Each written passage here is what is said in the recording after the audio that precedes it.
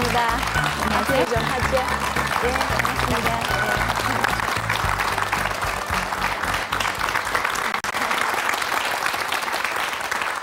다른 어느 부서보다도 여성부는 우리의 생활과 관련되는 업무 이야기가 많을 것 같습니다. 그래서 오늘 이 자리에 생활적인 이야기 많이 나누실 세 분도 모셨는데요.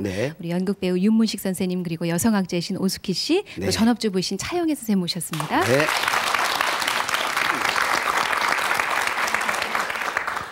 그 국무회의 끝에 네 분 여성 장관님들끼리만 이렇게 따로 모일 기회가 가끔 있으시죠? 네, 있어요. 네. 예. 강금실 장관님하고 두 분 있으시면 어느 분이 더 비밀인데요. 근데 사실은 그 운동가적인 이미지가 강하신데 네. 실제로 뵈면 그 웃는 인상이 참 좋으시고 잘 웃으시죠. 잘 웃는 편이에요. 예, 예. 근데 이제 이미지는 아주 강하잖아요. 그러니까 운동할 때는 아무래도 하는 일 자체가 뭔가를 뭐 요구하고 주장하고 그러니까 좀 그런 인상이 있는데요.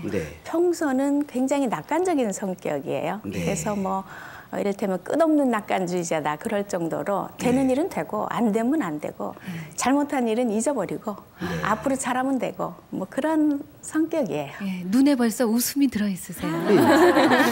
그러니까 후배들 사이에서는 지칼이라는 별명을 가지고 계시고 지칼씨 할 때 지칼 아니요 지 성씨 지씨에다가 뒤에다 칼을 붙여가지고 칼 같다. 네, 그러시고 또 같이 공부를 하신 분들 사이에서는 학창 시절에 애교 부장님이셨답니다. 이렇게 둘 중에 어느 쪽이 본인 이미지라고 생각을 하세요?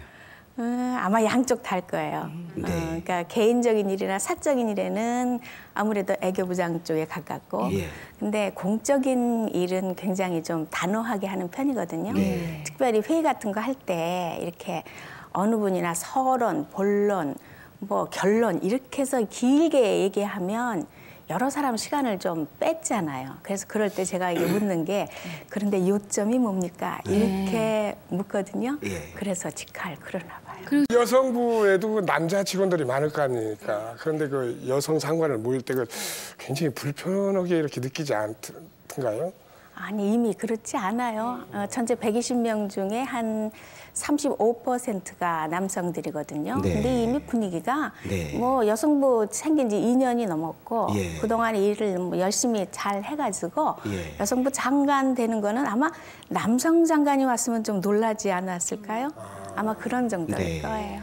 그 무슨 여성 권한 지수 그런 전문 용어가 있대요. 우리나라 여성들의 그 지위가 세계적으로 어느 정도 수준입니까? 그러니까 여성의 권한 지수가 세계의 66개국 중에 61위입니다. 그러니까 그렇게 낮아요? 그렇게 낮아요. 그냥 그 밑에도 5개나 있는데요. 아유, 말씀하세요.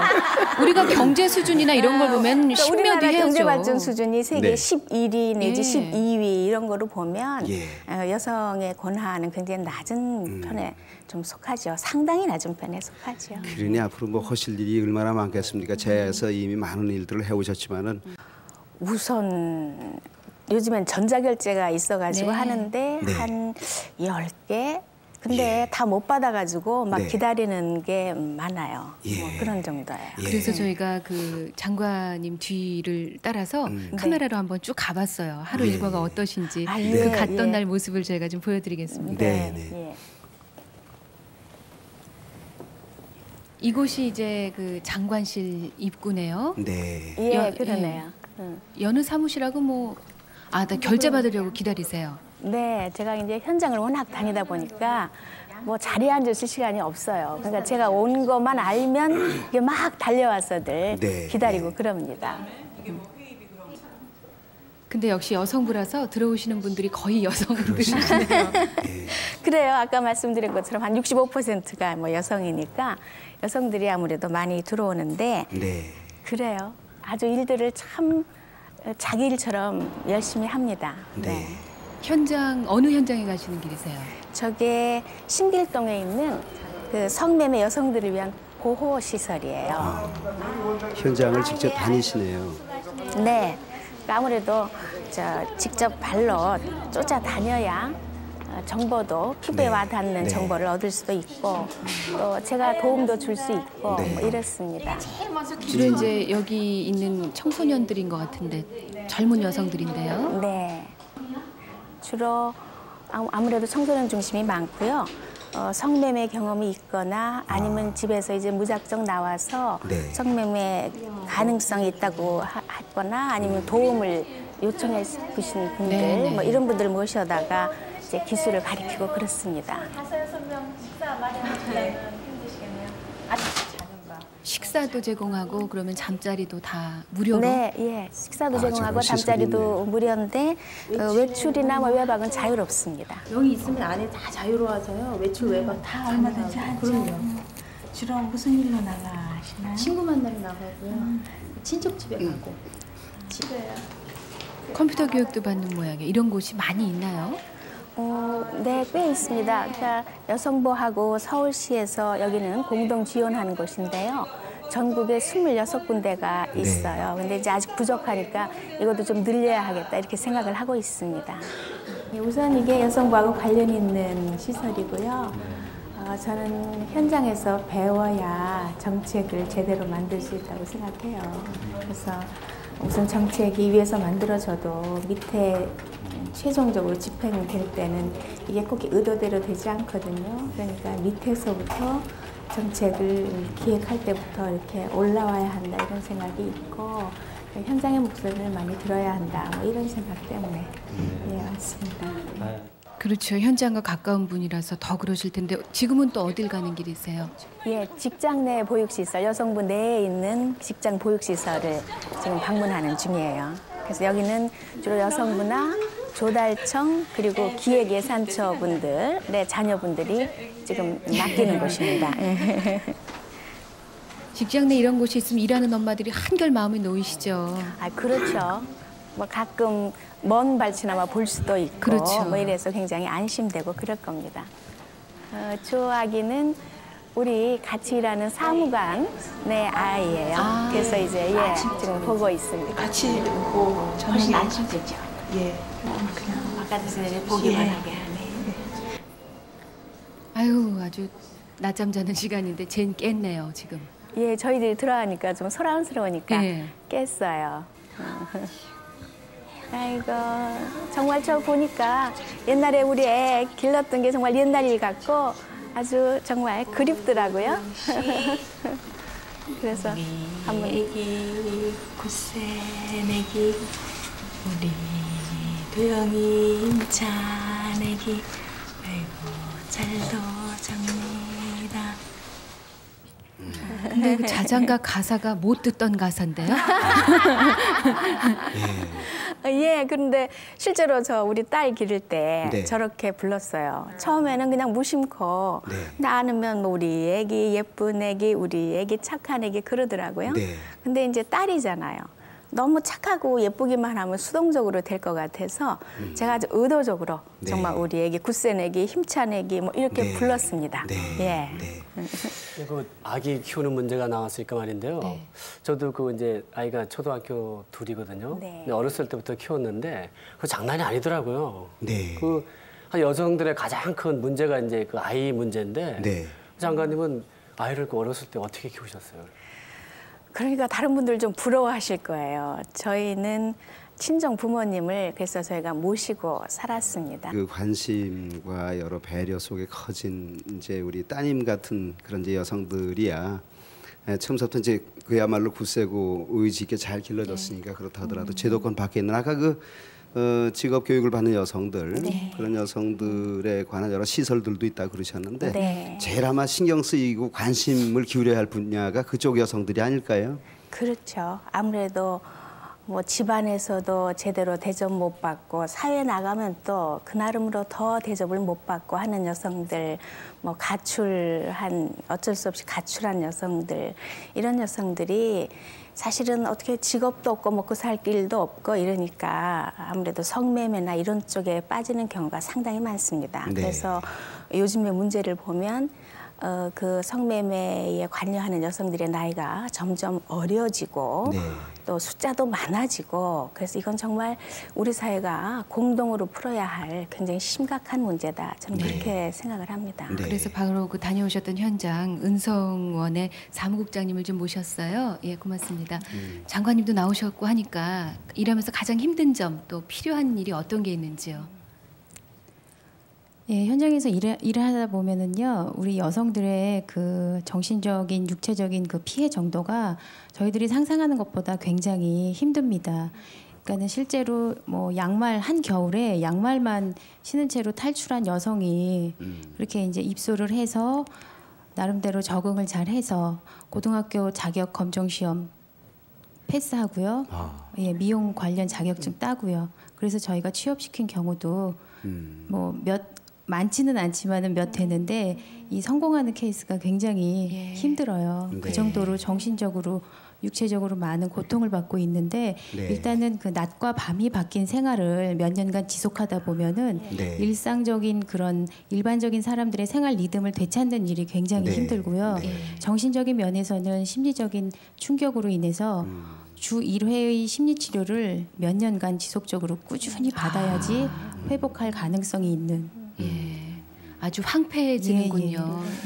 지금 무슨 저 성매매 방지법 이런 것들을 이제 단단히 지금 구상을 하고 계신 것 같고 그렇게 되면 이제 훨씬 더 단속이 강화가 된다는. 그런데 이제 그렇죠. 세간의 분위기는 점점 더 교묘해지고 있다 그럴까요? 무슨 뭐 그게 참 그 방지법 이런 게 생기고 그러면 예. 왜 자꾸 나를 쳐다봐요. 이게 이런 얘기보다 찌글스러운데 예. 요즘 보면요 이렇게 지방의원 같은 데는 예. 이렇게 주택가로 스며든다든가 뭐 차에다 이렇게 사진 찍어가지고 걸어놓고 엄청 갖다 꽂아놓잖아요. 오히려 또 교묘하게 그러니까 그런 거를 대책을 세워야지 그러니까. 방지법만 먼저 이렇게 세워놓으면 그네들이 이렇게 딴 데로 가버리거든요. 이렇게 예. 기본적인 게 해결이 안 되면은 영원한 그렇게 이렇게 될 것 같아요. 이 법과 현실성의 근데 차이. 지금도 법은 있습니다. 네. 연락행위 등 방지법. 그래서 그게 불법이라고는 되어 있는데 잘 안 지켜지거든요. 남자들도 이게 불법이라는 거 모르는 사람 한 명도 없어요. 그런데도 이제 근데 일어나고 불법을 있거든요. 이제 자꾸 하시게 되는 어떤 문화도 있거든요. 그래서 저희 생각에는 이랬으면 좋겠어요. 뭐 갑자기 이걸 한꺼번에 완전히 없앨 수 있다. 이렇게보다는 이게 그냥 뭐 사회의 필요악이라든지 뭐 어쩔 수 없다든지 이렇게 포기를 하지 말고 여하간에 이거는 뭐 불법이라는 문제를 떠나서 정말 여성의 몸을 돈으로 사고 팔고 또 최근에 보면 그거를 또 감금해 놨다가 불에 타서 죽고 이러는 게 한두 번이 아니거든요. 그리고 이게 국제적으로도 한국이 이 인신매매가 많은 국가, 성매매가 많은 국가로 알려져 있어서 국제적으로도 정말 너무나 창피스러운 일이에요. 그러니까 이거를 중요한 우리 사회 문제로 우리가 받아들여서 이거를 어떻게 없앨 거냐. 이거를 뭐 여성부가 물론 나서야 되고 법무부, 무슨 문화관광부 이 모두가 함께 머리를 정말 짜서 종합대책을 만들 때예요. 근데 흔히들 그 성매매는 뭐 여성만 피해다 이렇게 생각을 할 수 있는데요. 실제로 그렇지 않습니다. 그게 성매매에 이렇게 길들여져다 할까 이렇게 되는 남성과 여성이 만나서 결혼을 하게 되면 결혼 생활에 굉장한 부적응이 있습니다. 왜냐하면 그렇잖아요. 이게 어떻게 존중하면서 부부관계를 해야 될지를 배운 바가 없기 때문에 부부간에 제가 가족관계를 가르칠 때 보면 그래서 이 문제가 여성 문제만이 아니고 부부 모두의 상호 존중과 가정의 평화라 그럴까 그런 걸 위해서 해결해야 될 문제예요. 그리고 최근에는 그 성매매를 성을 파는 사람들이 여자만이 아니라 남자들도 많이 늘어나고 있거든요. 그리고 그 나이층이 점점 어려지고 있어요. 그러니까 이게 여성으로 시작이 되지만 결국 여성에만 국한되는 것이 아니라 사람을 인신매매하는 넓은 범주로 봐야 되는 거예요. 남자도 성적인 상품 가치가 있다는 얘기군요. 그러니까 이제 그런 것들을 방지하는 차원에서 이제 추진하시는 사업이고, 그러니까 성매매 방지법이라는 게 주로 중간에서 알선하는 사람들에게는 좀 엄격하게 해야 되고요. 성매매 하는 여성들은 우리가 그 성매매 된 사람 이렇게 봅니다. 여러 가지 이유에서 그쪽으로 끌려 들어간 것이기 때문에 그리고 또 성매매를 하는 남성들도 어떻게 보면 우리 사회의 가부장적인 그런 뭐 여성은 손으로 살 수 있다. 이런 잘못된 생각 때문에 그런 기 때문에 네. 그거는 이제 교육하고 예방하고 뭐 이런 쪽으로 갈 것이니까 너무 염려 안 하셔도 됩니다. 또 하나 이제 여성부에서 중점적으로 추진하는 그 과제 중에 하나가 네. 어제 법무부 강 장관께서도 말씀하셨는데 네. 호주제 관련 문제입니다. 근데 네. 혹간에는 지금 있는 기존의 질서를 이렇게 어지럽히는 건 아닌가 이렇게 걱정하시는 분들이 있는데 전혀 아니죠. 그건 전혀 아니죠. 왜냐하면 세계에 호주제가 있는 나라가 제가 알기로는 우리나라뿐일 거예요. 그리고 이 제도가 일본이 일제 강점기에 도입한 제도거든요.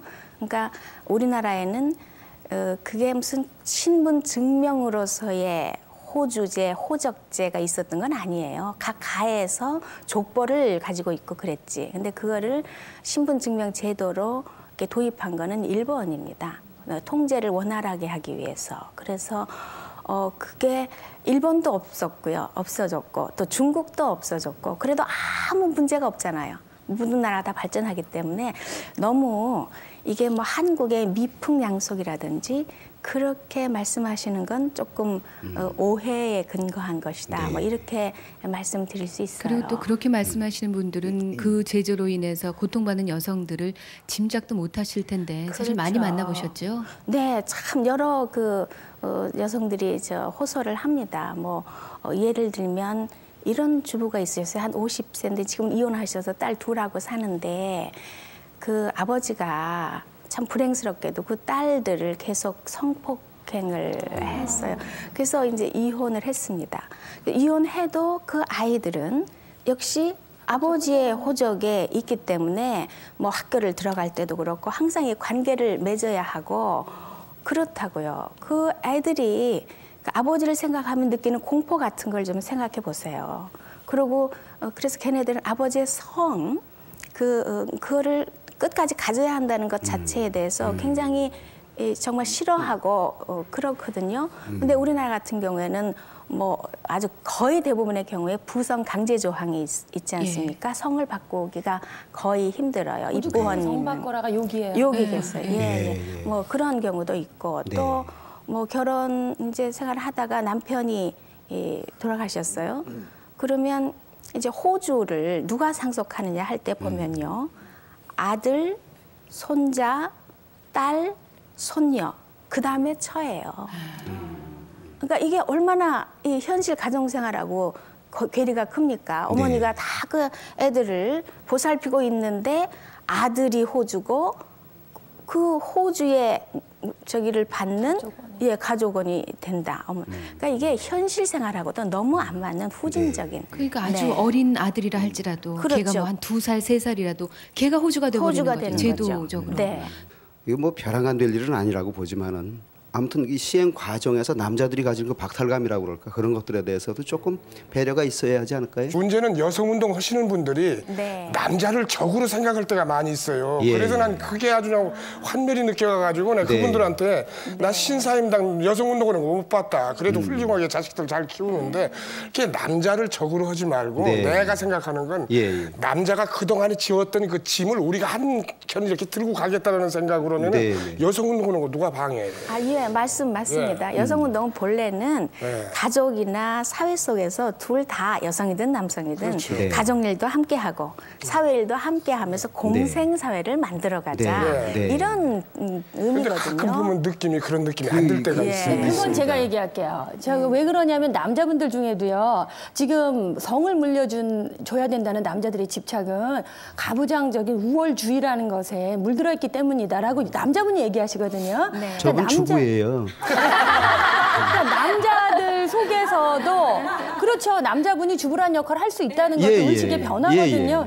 그렇게 놓고 보면은 남자에 대해서 모든 남자를 적대감 있게 보는 것이 아니라 그런 제도를 옹호하고 그것이 문제라고 얘기하는 사람이 공격 대상이 되는 거죠. 이제 얘기하자면 그거는 생물학적으로 몸이 여자인데도 그런 생각 가지고 있는 사람이 있으면 여성운동이 그분들한테 그렇게 생각하면 안 된다 하고 비판하는 거하고 같은 아니 이치예요. 내 얘기는 그런 사람들을 설득을 시켜야 되는데 그냥 패려고 그러니까 문제가 한다고 누가 맞아요. 그 남자가 예. 떡을 5개 가지고 있고 여자가 떡을 2개 가지고 있는데 남자 네. 입장에서는 공평하다는 생각이 드는 거예요. 예. 그 여성이 네. 떡 하나만 더 주라 그러면 나는 공평하니까 못 주겠다. 그러니까 여성이 우리 집은 여성의 반대인데. 입장에서는 나눠달라고 목소리 점점 커지게 되는 거예요. 제가 집을 조금 부양해야 될 그런 일이 생겼고 그래서 졸업하자마자 직장 생활을 시작했습니다. 네. 그래서 한 8년 정도를 회사를 다니면서 돈도 벌고 집안도 이제 함께 하고 뭐 이랬습니다. 당시 70년대 말이면은 여성 노동자들이 노동조합을 만드는 운동이 굉장히 일어났을 때예요. 네. 그래서 이런 것과 맞물리면서 결국은 내가 너무 편안하게 살았다. 네. 어릴 때 쭉 집안이 어려워지기 전에는 굉장히 좀 여유롭게 살았거든요. 네. 이제 그것에 대한 양심의 가책도 있었고 제가 또 사회학과를 갔지 않습니까? 이제 그게 고등학교 3학년 때 선생님의 영향이 컸어요. 네. 선생님이 사회라고 하는 것이 계층으로 나눠져 있고 가난하고 소외받은 사람들이 있다. 이 사람들의 관심을 가져야 한다는 얘기를 해주셨고요. 그래서 이제 대학에서 조금 관심을 갖다가 또 생활에 바빠서 잊어버렸다가 네. 대학원에 가면서 여성 문제를 조금 더 집중적으로 연구하게 되고 현장을 보면서 어떤 현장? 예, 그러니까 직장 다닐 때는 이런 게 있었어요. 이제 그 사장님이 훈시를 하시는데 길게 하지는 않으셔요. 그런데 이렇게 그 여성 노동자가 이렇게 서서 있다가 70년대예요.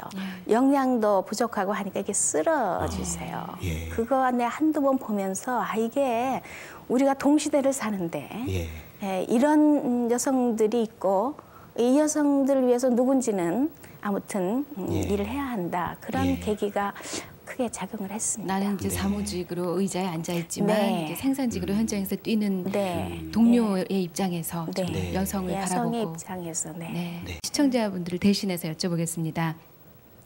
여성의 사회 참여가 늘고 가정 내 발언권이 강해지면서 이혼율이 아주 높아진다는 그런 불명예도 함께 얻게 됐습니다. 이에 대한 대책은 어떻게 세우고 계십니까? 네, 우선 이혼율이 높아지는 건 어떻게 보면 지금 좀 과도기라서 그런 측면이 있어요. 그래서 여태까지 참고만 계셨던 여성분이 이제 더 이상 못 참겠다 하는 부분도 있게 되고 그래서 바람직한 건 아니지만 조금 어쩔 수 없는 과도기적 현상이다 이렇게 생각을 하고요. 그러나 장기적으로 보면 결국 가정 내에서 남성과 여성이 조금 상호 존중하게 되는 문화 이거를 만들어야 하고 그거는 역시 교육을 통해서 해야 하고 예방을 하는 상담이나 이런 것들이 굉장히 많이 늘어져야 한다고 생각합니다. 그리고 가정 내에서 너무 그 부담을 이를테면 노인 부양이라든지 이런 부담을 여성에게만 분담시키는 이런 일도 없어져서 사회가 가족 자체 성원 모두를 조금 행복하게 할 수 있는 보완 체계 이게 만들어지는 그게 동시적으로 진행돼야 한다 이렇게 생각을 합니다. 네, 가정에서 담당해야 하는 부분이 있고 또 사회가 사회적으로도 보완해야 되는 부분이 그럼요. 있고 그렇습니다. 잠깐 들은 얘기 가운데서도 뭐 호주 폐지제, 성매매 방지법, 예. 보육 정책, 가정 폭력 근절에 관한 또 여성 노동자들의 여러 처우에 대한 개선안 뭐 하실 일이 산적해 있는데 네. 이렇게 든든하게 또 뒤에서 밀어주시는 분이 계시니까 저희도 믿고 앞으로의 정책 운영을 지켜보도록 하겠습니다. 인사드릴까요? 마칠까요? 네, 네. 장관님 고맙습니다. 여러분 고맙습니다. 수고하셨습니다. 감사합니다.